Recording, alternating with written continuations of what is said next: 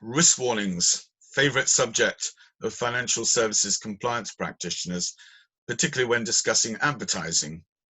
You know the formula. Your investments may go down as well as up, or is it up as well as down? I always get that one a bit confused. Or your home may be repossessed if you do not keep up the payments. That second warning, by the way, hasn't actually been required in the United Kingdom for conventional mortgages since early 2016, but we're all vaguely reassured by it because we've heard it so many times before. If it wasn't there, we'd probably wonder why. It all brings back lovely memories of those packets of peanuts which were marked, "This product may contain nuts." Not very effective, is it? Most financial risk warnings are about as useful. There's absolutely no evidence that people refrained from investing in riskier products because they saw a risk warning, or similarly, that they decided not to have a secured loan because they were told that if they didn't keep up the payments, somebody would come along and seize their toaster or motor vehicle. When do you actually need a risk warning?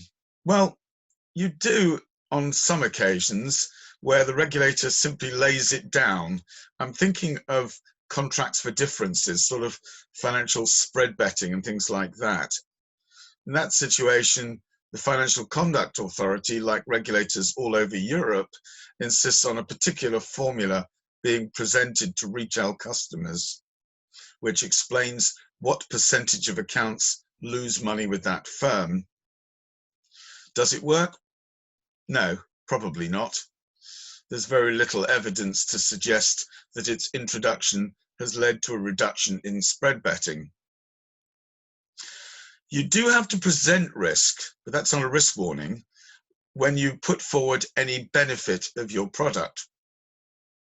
But otherwise, you don't need any risk information.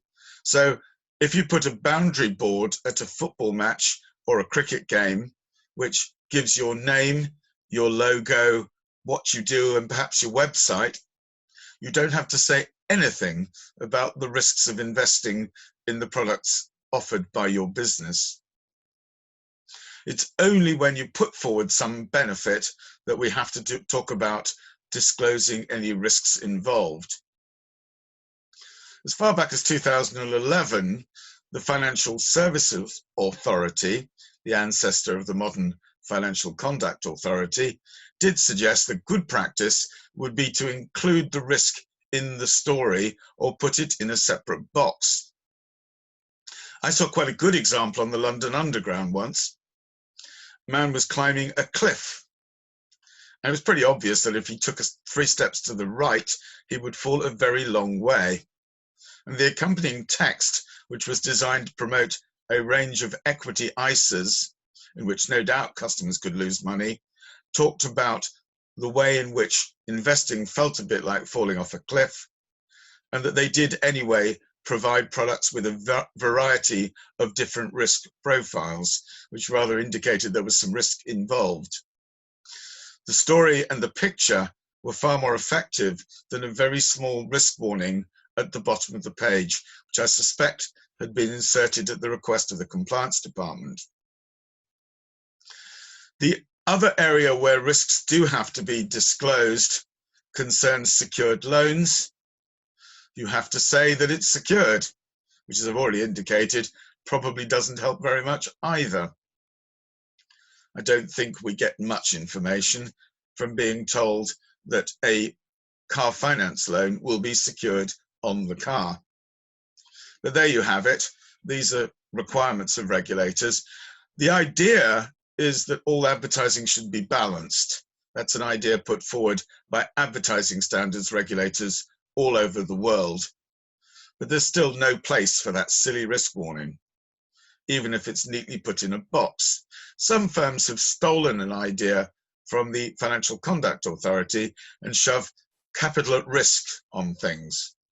There's an example given in Final Guidance 1504 of a tweet which finishes with that formula, and I suppose it's fairly harmless. Strictly speaking, as people have pointed out to me, it's your money's at risk. And when we're talking about an income product, that's a fund designed to pay you some money on a regular basis, you probably ought to draw attention to the fact that your money and the income from it could be at risk. But the formulas can be kept quite tight. And to be fair to any of the people that use those, the reader's got a pretty clear idea of what you're talking about, so it's probably just fine.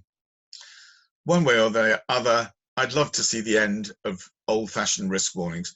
They don't work, and by and large, they're actually not required by the regulator. Thank you.